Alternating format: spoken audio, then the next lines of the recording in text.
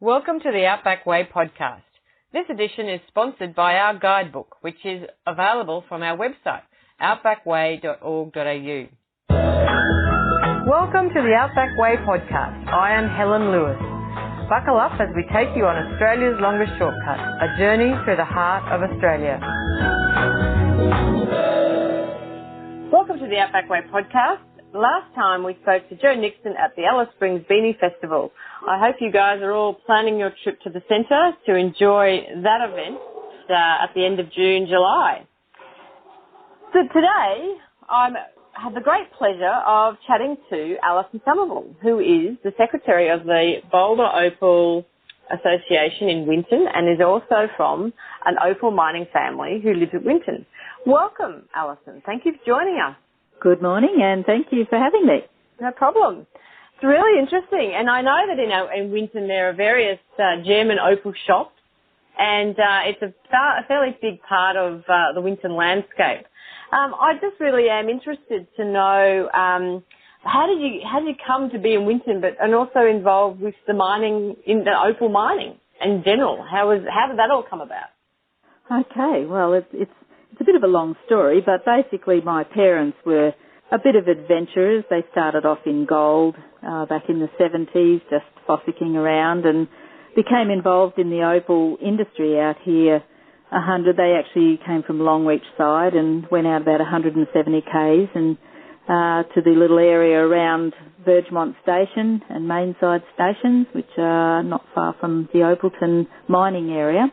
And they've been going there for the last 40-odd years. My mum still calls the camp out there beside a rock hole, her home, that she's been going to, and she just loves it out there. And, of course, as kids, we spent school holidays out there visiting, and over the years became more and more involved in it. And it's just become a family business now. My brother and myself have taken over. Mum and Dad are getting a bit too old to do it now, but they still love being there. And, so I was sick of travelling. It was a long way to travel if you live on the coast to Winton, and about 10 years ago I decided that it's time to move out here and become a part of it all, and that's what I've been doing for the last 10 years. Oh, that's great, Alison. And, of course, when you do that to a country town, if you move into a country town, and, of course, then there's an obligatory role to play in the community. So I gather the Queensland Boulder Opal Association have grabbed you? Yes. What's your role with the association?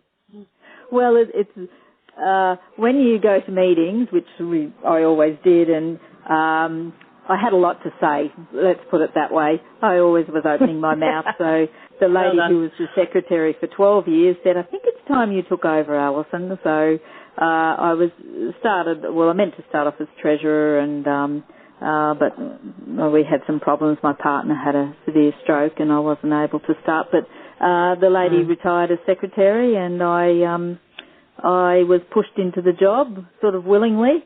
And I haven't even done a full year yet, so I'm still finding my way. But it's like all volunteer positions; it takes up a lot of your time. But when you're passionate about something, it just comes naturally. So I love it. I love being involved with the people. I love fighting the fights that we have, because we, as a small industry in a mining environment, we have a lot of, difficult mining issues that we have to face, and native title issues and lots of those things. So we get quite heavily involved in those things for the miners' sake as well. Yeah, and I guess access to areas and the ability to your tenements and all those things have to come into play, don't they? The mining tenure side of it, the mining claims and mining leases and exploratory permits, we come under the same regulations as a coal mine or any other large-scale mine. So the paperwork is just astronomical, and, we're fighting desperately to keep a small industry going. And the small industries, the towns in Queensland that are affected by this, not just Winton, but Longreach and Cunnamulla, Quilpie and those Yower, all the Queensland mining towns, we all face the same problems, and like all regional towns, we're we have to fight to stay alive. And yes, the that's right. Don't always help us along much. So, we're trying desperately to stay alive. Because your impact is so minimal compared to an open-cut coal mine. Oh, you just think of it and you go, well, it's such a small, it's a very benign activity you're involved in, and yet the conditions are the same. And look, and I think there's parallels in various agricultural sectors and all sorts of things when the big scale have the regulation, but the same regulation applies to people who are actually just not even doing a tiny, and you just think, well, why is that? There's this disconnect, isn't there? And it is frustrating for everyone involved. So it'd be nice to actually get a little bit all that sort of sorted out at some point, wouldn't it, to make it a bit easier for everyone. Mm. And as you say, it is actually really important for the smaller towns that do really benefit from having people coming and going and doing doing their little bit of mining here and there. So I think that's it's a strange coincidence that the opal mining industry around Winton has, at times when there's drought and difficult times for the farming communities, that the opal industry seems to come good. We have our times when it's very quiet and, the buyers don't come and the industry's sort of flagging a bit, and the cattle industry's good. So at the moment we're just having one of those where, even though there's still dry times, the cattle industry is good and the opal industry is good. So, we're both having a relatively good time at the moment, which is good for the town. Yeah, no, absolutely. And so can you tell us a little bit more about how an opal is created? Because it's such a beautiful stone and so diverse in its colours and every opal is unique. So I'm just wondering, if you've got the layman's version of how the opal is actually created in the rock. Well, I'm very pleased to hear you're already converted to the Boulder Opal. That's a good start. I have various. My grandmother loved them, so I have various opals.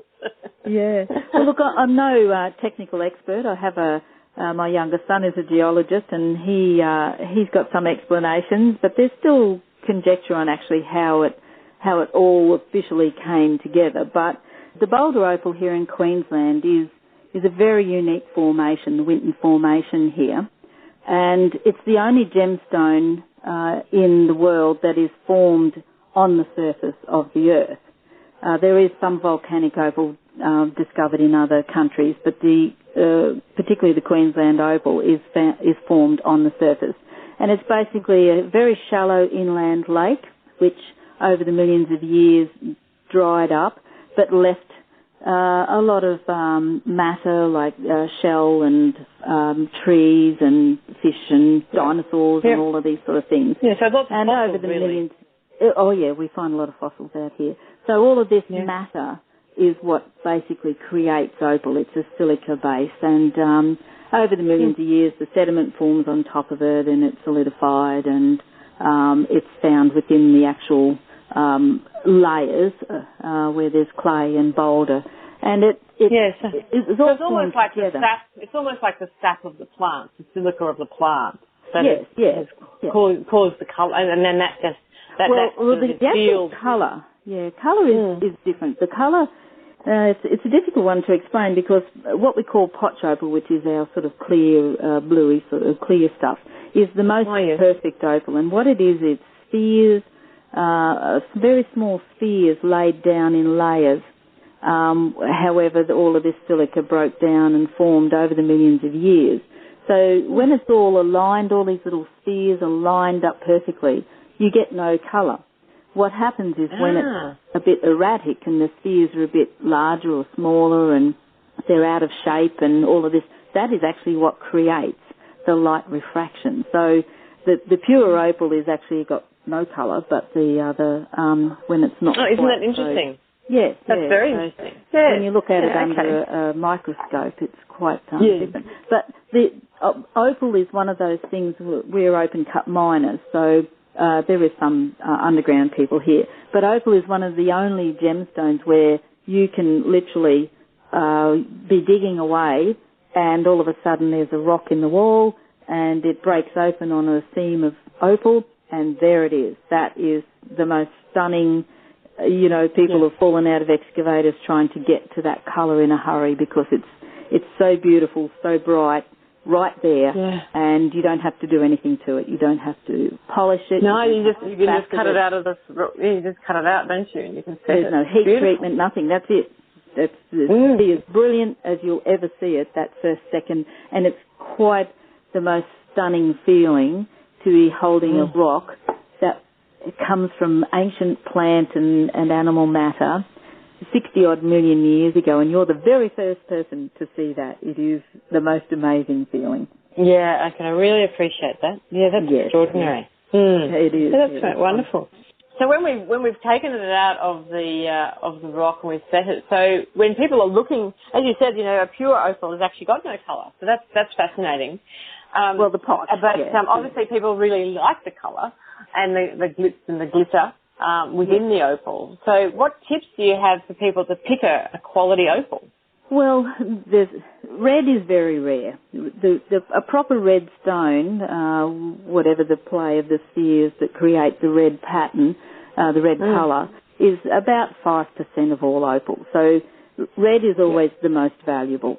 And any shop that you go into or anywhere that you see opal for sale, if you see a red, it will always be the most expensive.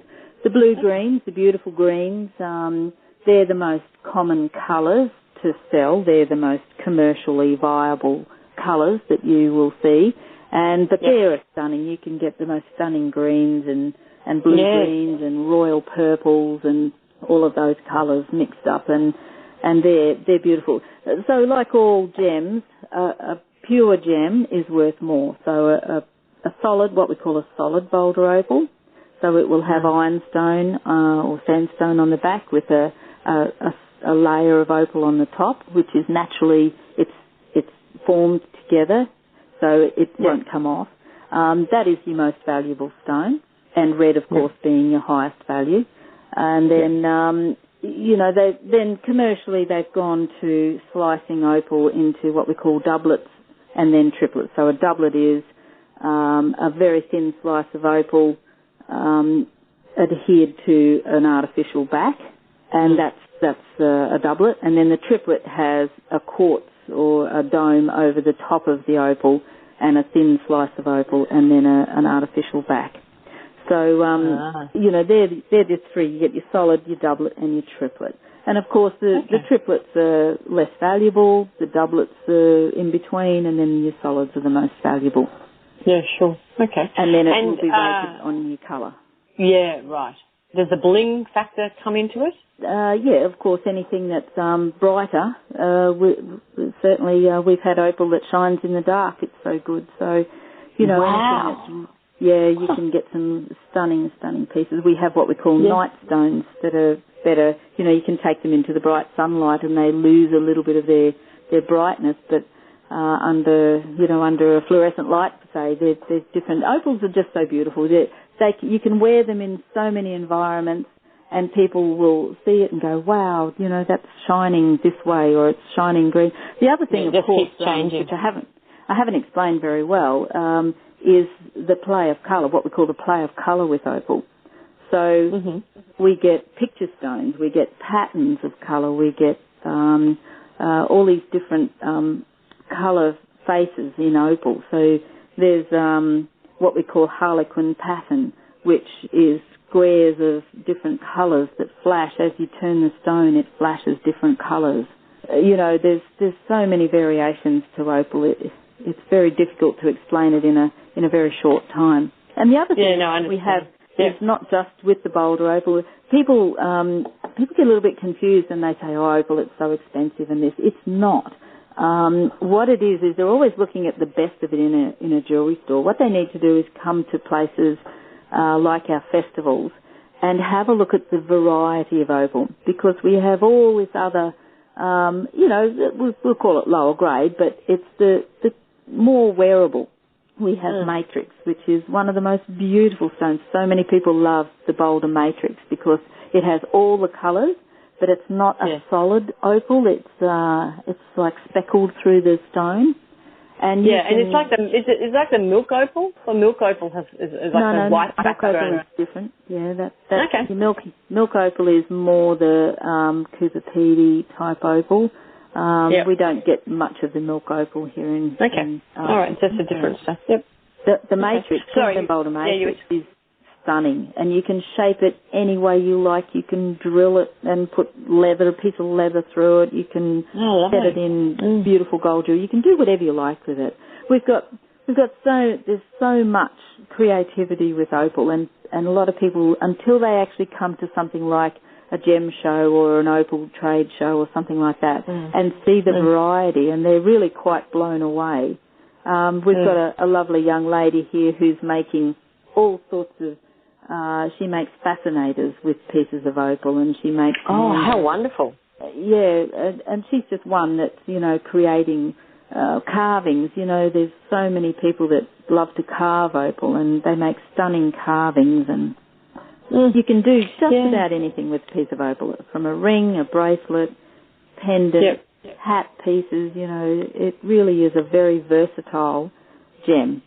Yeah, that's excellent. Yeah, that's really because you think that those sort of gems, are quite fragile and precious, and this is great. This is really interesting. Yeah, that it's so robust. Where they get they talk about, you can't wear your opal in the water and you can't do this. They were for people who bought the triplets and the doublets. If you get a solid, like I'm not terribly good with jewellery. I'm a bit blasé, and I take it off and throw it down, and I wear it everywhere. And I've got pieces that I've been wearing for years and years and years, and they never, you can't smash it on a piece of concrete or anything like that, of course. But they're much tougher than people take them for. And if you're wearing a doublet or a triplet, that's fine. It's got glue and it holds it together, and you have to be a little bit more careful with soapy water and hot water and things like that. But a solid opal, they are amazing. They're quite hard, and they will take quite a lot before anything really sort of cracks them. Yeah. Well, that's terrific. Oh, good. Well, I'm sure. You've enlightened me about the whole world of opals, and that's been really, really interesting. Thank you, Alison. I was just going to say, I wish more Australian women loved it, because it's one of those gems. It is our national gemstone, and Australian women they're slowly coming around, but most of our opal goes straight overseas to all our. Yeah, and so there is a strong worldwide demand for our opal. Always has been. They've loved Australian opal from the very first person who picked up a piece and took it overseas. They've craved it, and they still do. When we have our market here, our trade show, our Opal Festival, we always have German, European buyers, American buyers. The Japanese market was very strong. They're not quite so into it now, but the Chinese market is starting to take off, and if they decide they really want our opal, there'll be none left for Australia, because they'll buy it all. But we have a very strong overseas contingent comes every year to Winton to buy our Boulder opal. That's good. And so tell us more about the Opal Festival, so we can get all the details and have a good understanding of when it is and what's on offer, and how people can connect with the Opal Festival in Winton. Okay. All right. Well, our Opal Festival commences. Check-in and registration is on the Thursday, the 12th of July, between 2 and 4 o'clock at the front of the North Gregory Hotel. Come along and introduce yourself and say hi and tell us you want to come along. The actual festival begins on Friday the 13th, and it's in the main street of Winton, so we close the main street down, and we have...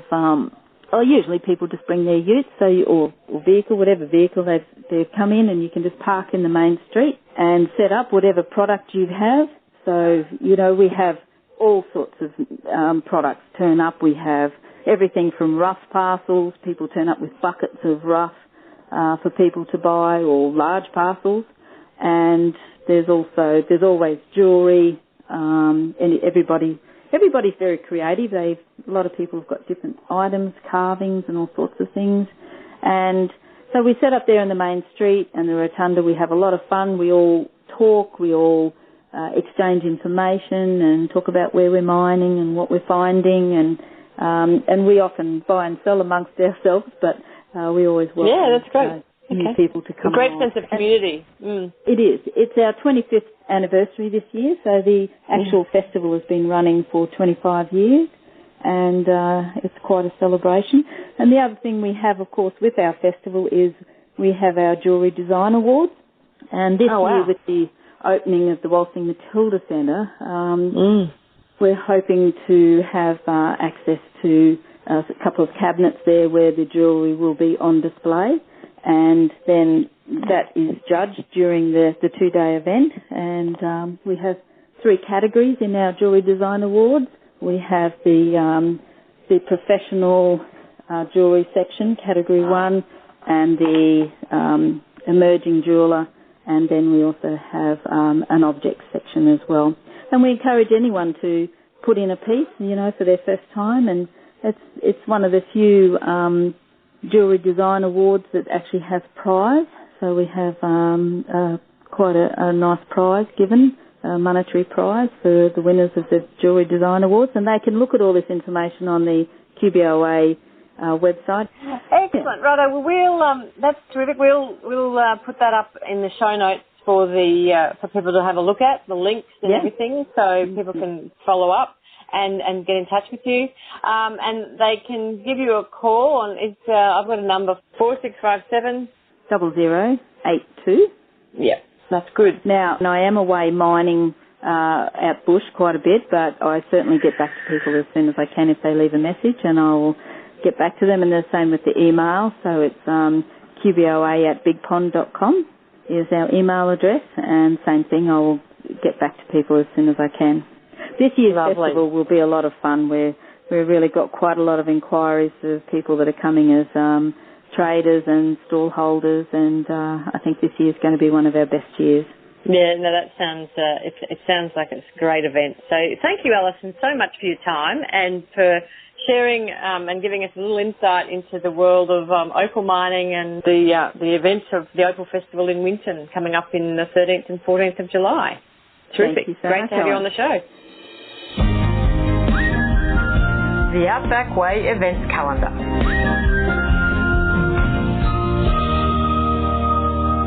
Well, wasn't that interesting hearing from Alison all about the opal industry and just how it's such a big part of Western Queensland and the uniqueness of opal to Queensland.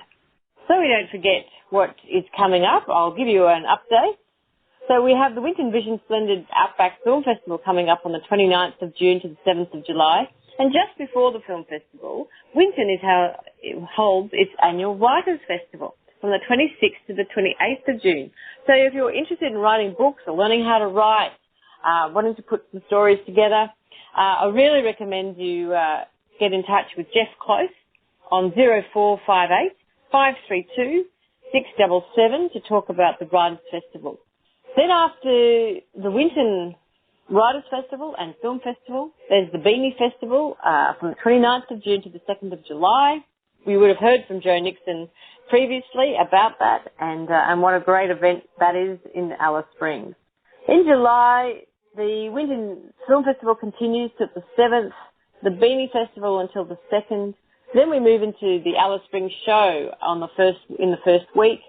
And then, of course, the Winton Opal Expo and Festival, which is the 13th to the 14th of July. Back in Alice Springs, there's the Impaja Camel Cup in the second week of July. Then the Big Red Bash just south of Boulia, down on the dunes from the 10th to the 12th of July in the Diamantina area. Then the Tradeshow and the Boulia Camel Races are in the third week, and the Winton Camel Races are at the end of July. So that's the update until the end of July for activities that are happening along the Outback Way. I'd just like to thank Ellen Ronald-Keane for her editing skills in actually making this show possible, and I look forward to talking to you next time. Many thanks.